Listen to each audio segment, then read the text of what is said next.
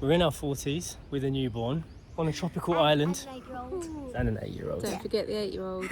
And it feels a little bit like starting all over again. Sacha's dusted off the old bicycle recently. Yes, the first time back on it this week in about 10 months. We're heading to a local coffee shop. I'm going to be taking the easy way, arguably, because I'm taking the baby in the car and the kid. And Sacha's going to ride all the way to get some exercise in. I am, yeah. So I'm 9 weeks this week postpartum. So I'm, really trying to get back on the fitness journey. The e-bike is on. Bye, Mummy. Bye. Yeah, it's about 8 kilometers riding. And Juniper's coming with me, of course. It's not a race. When we first moved to this tropical island, we really noticed how much of a lifestyle change it is from the UK. Obviously, there's a completely different pace of life out here. We're not in any rush to do anything. Our work is remote, and that changes the game for pretty much anybody our age. We realized quite early on in our lives that we really wanted to simplify life. Right, Juniper's in the car. Managed to click her in? Yep, I heard that click. Very good. The one great thing about this time around is that we've got a little helper in there. Story can help us with baby Juniper. One major difference in life is that when we had Story, we were living in Europe, and now we're living in the Philippines. So that definitely changes things, but we're also a decade older. So we've learned a lot from parenting in the past. How do you feel being our little helper now with baby Juniper? Oh, I feel useful. You feel useful, do you? Yeah. Okay, very good.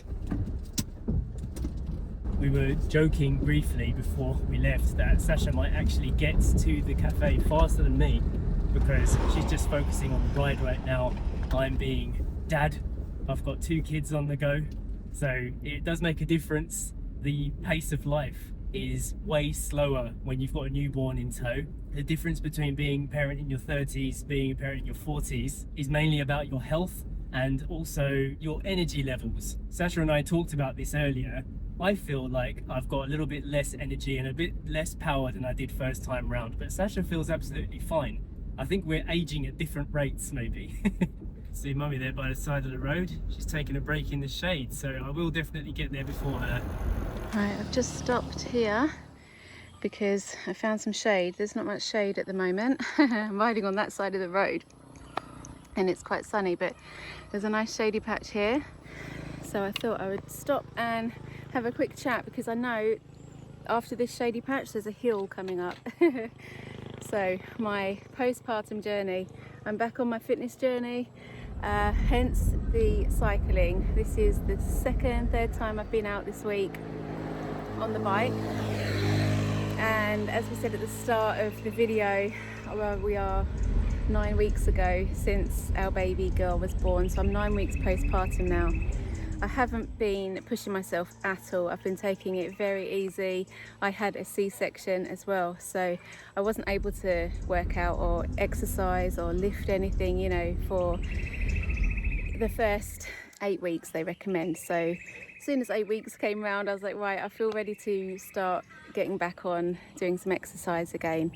And yeah, I've just been listening to my body, and that's why I'm starting with some kind of low impact exercises like cycling.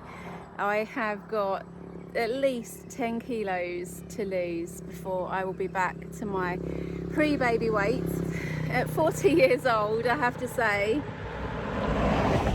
Oh, he was a bit close. I'm going to move over a bit more to the side. I have to say it is not as easy as after Story, our 8-year-old, was born. I feel like I put on more weight during this pregnancy. Whether or not that was because I was older, I don't know. It's just, yeah, I definitely put on more weight, and I feel like my body hasn't quite gone back to pre-pregnancy as quickly as it did when I had Story. So that's a definite change. But I'm feeling good now that I'm beginning the journey again, the fitness journey. But I do feel like I'm starting over. Like, I was pretty happy with my body, my body confidence pre-baby, pre-pregnancy, and I was feeling quite fit, quite healthy, quite strong, and yeah, I feel like I'm basically starting again from scratch. I do have to say though, my energy levels, like just generally being an older mum this time around, my energy levels with a newborn, I feel pretty much the same. and yeah, just get fit and healthy and strong again for my girls. So that is why I'm cycling to the cafe today. So I'm going to get back on with my cycle. As you can see, I've got quite nice quiet roads for the most part to cycle on. So I'm going to put the phone down now and get there, because I'm sure Jay and Story and Juniper are already there waiting for me. So if you don't already know the story, we are a British family that left the UK in 2012, and we actually moved to Thailand for 5 years. We brought our dog Eden with us, who is an English Cocker Spaniel, who has sadly passed away since that time. But we had some wonderful years there in Thailand before we got pregnant with Story Ember. And when that happened, we decided to move to Europe, specifically Portugal, where we could be closer to family, but also keep our cost of living down, which allowed us to keep doing what we were doing remotely with our work and stay away from the grind and going back to the 9-to-5 life. Portugal was incredible while it lasted, but after about 3 years in Europe, we decided that we really wanted to have that exotic feeling of adventure again. And so we travelled back to Thailand with Story at 3 years old. We went to Myanmar, which is where I'm partially from, where my mum was born. We saw some incredible stuff on our travels. We really enjoyed it. And eventually we ended up on the island of Siargao in the Philippines, right at the end of the trip. And then the pandemic happened and we got stuck there and decided to make the Philippines our home. So we've been here for a while now, about 5 years, and we've really embraced that slow living. And now having a newborn baby, it's going to be even slower. But this is one of the main things we've discovered about being in our 40s, is that slowness feels like wealth in a way. Having more time to do what you want, less time working at an office or working for a boss, and just actually enjoying being with the family, enjoying being outside in nature. This to us feels like real value, and we may not have the most money that we've ever had, but we definitely feel richer in other ways.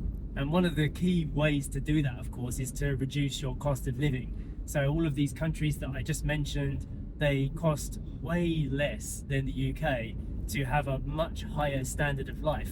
And we figured that out a long time ago when we were traveling in our early 20s and decided that we wanted that to be our everyday life. So even though the parenting side of things, it does feel like we're starting over from scratch, in terms of our work and the things that we've been doing worldwide, things are fitting in nicely and they feel relaxed and business as usual. Now, I can't lie and say that having a newborn hasn't changed how we look at life at all, because I definitely feel that sense of urgency that perhaps having 2 children means I need to earn a little bit more money than before. I can't be completely complacent with that. So obviously earning more money means putting more effort into work and making different decisions that have eaten away at some of that kind of peace and free time that we had when we just had an only child here in the Philippines. Let me see. She's ruffling. Juniper, we're about to get out, don't worry. Oh, it's a ticking time bomb. Come on, let's get out quick. She wants to be moving. The time bomb has exploded. Oh my goodness. Can you unclip the belt? Let's get her out. Her time bomb has exploded. She'll be right once we get moving, like you said. Yeah, she doesn't like it when we stop. She likes to be moving all the time. Confused. Yeah, go. Actually, let's wait for this guy. Well, we can get in before he gets. Come on. There's only a person. Is it safe? Yeah, only a person. It's beautiful scenery. Why are you still ruffling? She wants her milk, that's what she wants. So this is one of our favourite cafes in the whole of the island, Manabru. What's great about it is they serve like artisanal coffee, but in this really native looking building. Very pretty. Look at all the flowers growing. Lovely. And I can officially say I won the race. I'm here first. And she's not crying yet. Afternoon. Alright, we've got the whole cafe to ourselves today. Lovely. Nice breeze from the fan. One of the best things about our lifestyle that we live right now is being able to choose our own hours.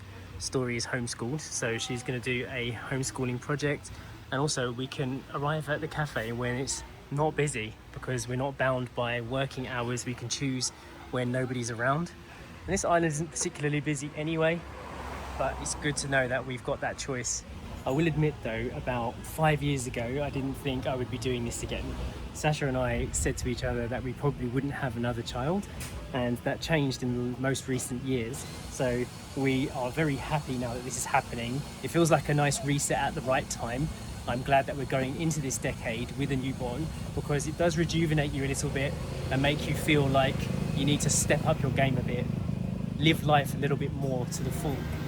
Look at this incredible coffee. When you see the look of this cafe, you probably wouldn't think you could get coffee like this. This is made with oat milk as well, which is great because we're a vegan family. That's right, even Juniper's formula is plant-based as well. We import it from Australia. It's for you.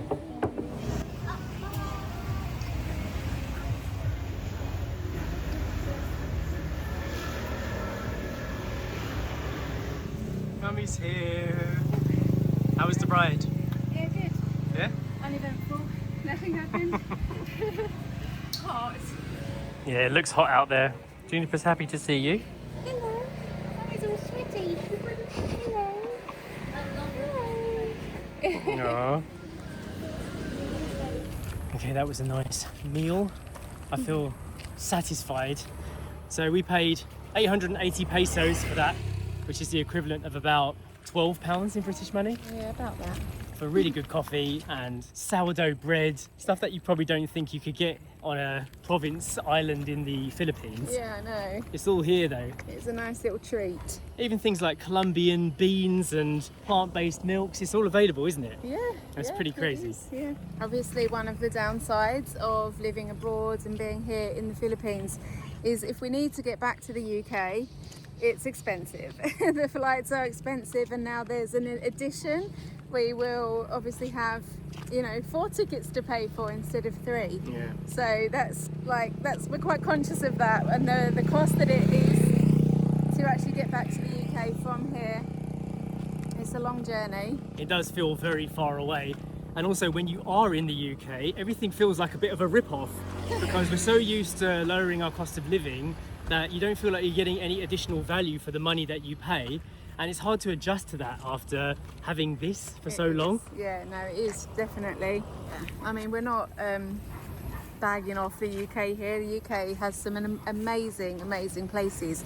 But when you start looking into how much it costs to go to those places or to do the things that you really want to do, the really cool things, it's exponential, it adds up so quickly. And then you start feeling like, do I really want to do it? Yeah, do I want to pay for that? Yeah. Right, Sasha's riding home, I'm driving home. I'm riding home now. Just under halfway home, but I just saw, I had to stop. There's a ginormous pig there. Can you see it? And I actually turned around and came back on myself to get another look at this giant pig. You can make him out sitting in there in the trees. Absolutely huge. And it's just little things like that make me really appreciate being where I am, and the fact that I can come out and cycle on these roads whenever I want, pretty much at any time of day, and it be okay. It's a bit of a more shaded ride on the way back home, which is nice. A little bit less hot. Beautiful roads. I mean, look at that behind me. It's empty, it's quiet. And for the most part, this part of the island is pretty much like this all the time.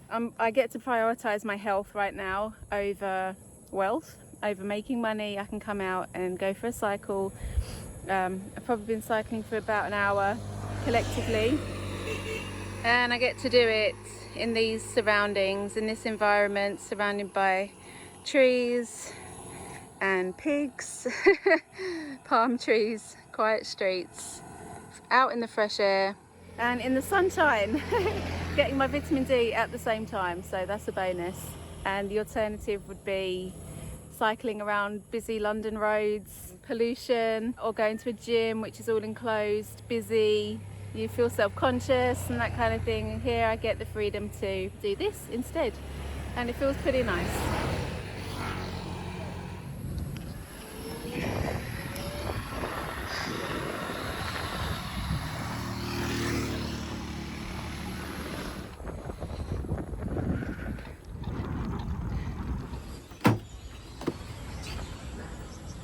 Still at peace.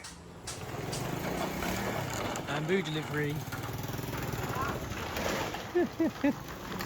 Crazy.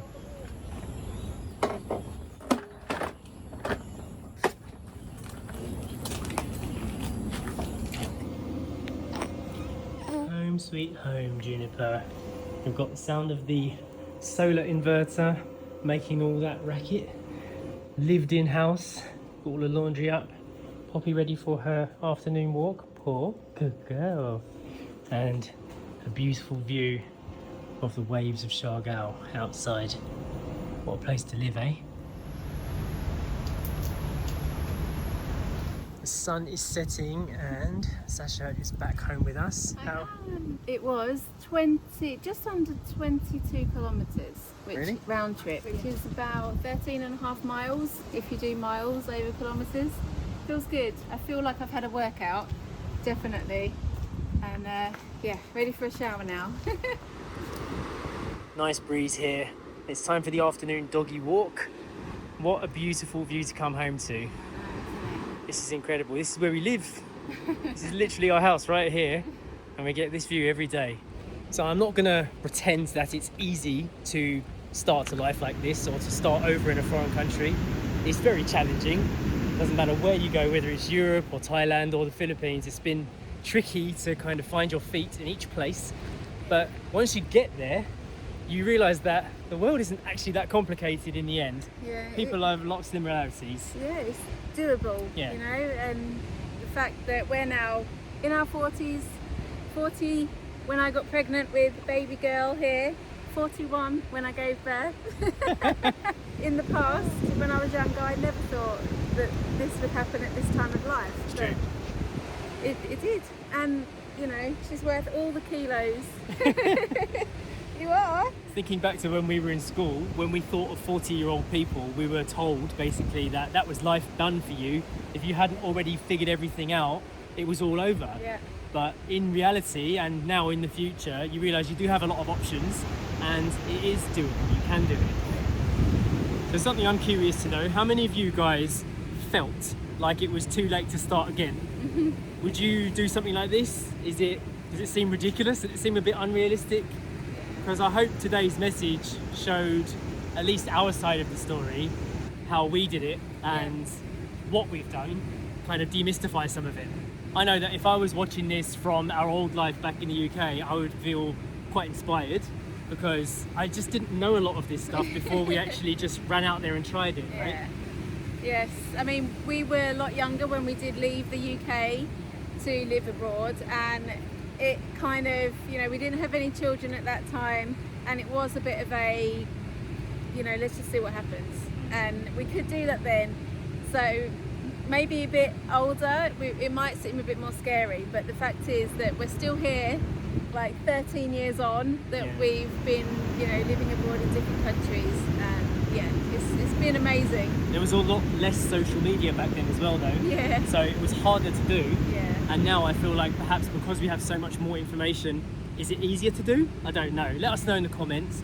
And we hope you've enjoyed this video and this content and the stuff that we've shared today. And we will see you in the next one. Bye.